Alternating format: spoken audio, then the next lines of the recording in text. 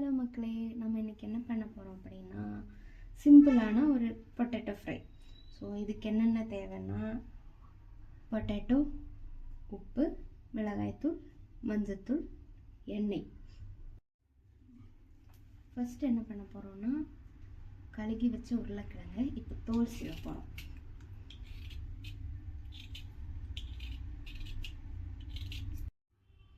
உருளைக்கிழங்கு இந்த மாதிரி தோல் சீவி எடுத்துக்கோங்க. தோல் சீவின உருளைக்கிழங்கு இப்போது சின்ன சின்ன பீஸாக இப்படி கட் பண்ணி எடுத்துக்கோங்க. இப்போ நான் எடுத்துருக்கிற குவான்டிட்டி வந்து 2 பேர் சாப்பிட்ற அளவு. ஓகேங்களா?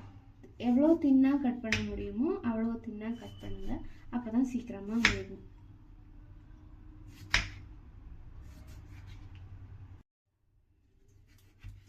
இப்போ என்னென்னா உருளைக்கிழங்கு கட் பண்ணி முடிக்க போகிறேன்.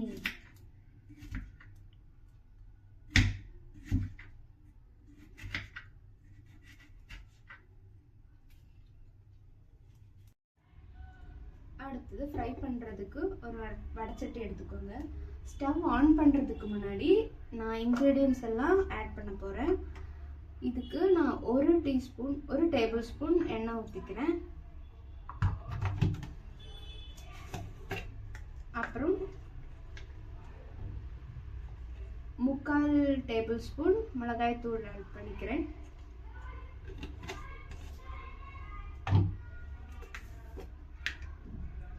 அப்புறம் 1/4 டேபிள் ஸ்பூன், பாலும் இல்லை அதை விட கம்மியாக கொஞ்சமாக மஞ்சத்தூள் ஆட் பண்ணிக்கிறேன்.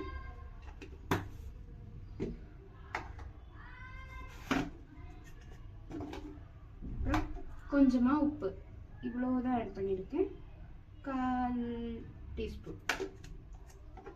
இது ஏன் ஸ்டவ் ஆன் பண்ணுறதுக்கு முன்னாடி ஆட் பண்ணியிருக்கேன்னா சம்டைம்ஸ் நம்ம ஃப்ரை பண்ணும்போது அடிப்பிடிக்கும். ஸோ அதனால் முன்னாடியே ஆட் பண்ணிவிட்டு ஒரு மிக்ஸ் பண்ணிவிட்டு சூடாகும் போது மற்ற இன்க்ரீடியன்ஸ் ஆட் பண்ணுவேன்.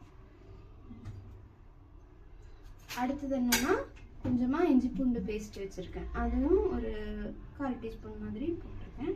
எல்லாத்தையும் நல்லா மிக்ஸ் பண்ணிவிட்டு ஸ்டவ் ஆன் பண்ண போகிறேன். மசாலா நல்லா மிக்ஸ் பண்ணியாச்சு. இப்போ ஸ்டவ் பற்ற வச்சுக்கோங்க. இப்போ நம்ம என்ன பண்ண போகிறோம்னா கட் பண்ணி வச்சிருக்கிற உருளைக்கிழங்கை ஆட் பண்ண போகிறோம். இது எண்ணெய் ரொம்ப சூடாயிடுச்சுன்னா மசாலா கருகிற போது அப்புறம் அடி பிடிக்கும். அதனால நம்ம எண்ணெய் நல்லா சூடாகிறதுக்கு முன்னாடியே எல்லா கட் பண்ணி வச்சிருக்கிற பொட்டேட்டோவும் ஆட் பண்ண போகிறோம்.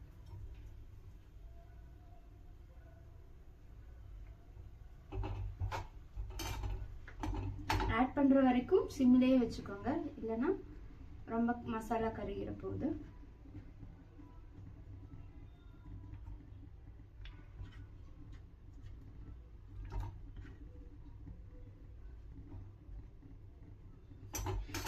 இப்போ ஆட் பண்ண பொட்டேட்டோவை நல்லா மசாலா எல்லா இடத்துலையும் இறங்குற மாதிரி ஒரு மிக்ஸ் பண்ணிக்கோங்க.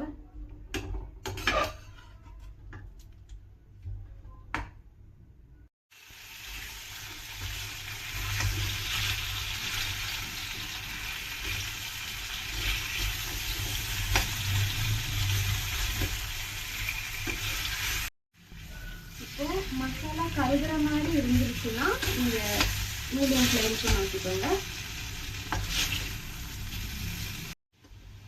லைட் கோல்டன் ப்ரௌன் கலர் வர வரைக்கும் நல்லா ஃப்ரை பண்ணிக்கோங்க. அப்போ தான் டேஸ்ட்டு நல்லா இருக்கும். இந்த கன்சிஸ்டன்சி வந்த உடனே ஸ்டவ் ஆஃப் போட்டுருங்க. உங்களுக்கு வேணும்னா நீங்கள் லைட்டாக பெரிய மசாலாவை ஆட் பண்ணிக்கலாம். ஸ்டார்டிங்கில் சொன்ன மாதிரி இது பாருங்கள், சட்டியில் மசாலா எதுவுமே பிடிக்கல. ஸோ நீங்கள் இதே மாதிரி ட்ரை பண்ணி பாருங்கள், டேஸ்ட்டு சூப்பராக இருக்கும். இது நீங்கள் கர்ட் ரைஸ் கூட, ரசம் ரைஸ் கூட, சாம்பார் ரைஸ் கூட, இல்லை வெறும் சாப்பாடு கூட சாப்பிட்டு பார்க்கலாம். இந்த வீடியோ உங்களுக்கு பிடிச்சிருந்தா லைக் பண்ணுங்கள். இது ட்ரை பண்ணி பார்த்துட்டு எப்படி இருக்குன்னு கமெண்ட் பண்ணுங்கள். தேங்க்யூ.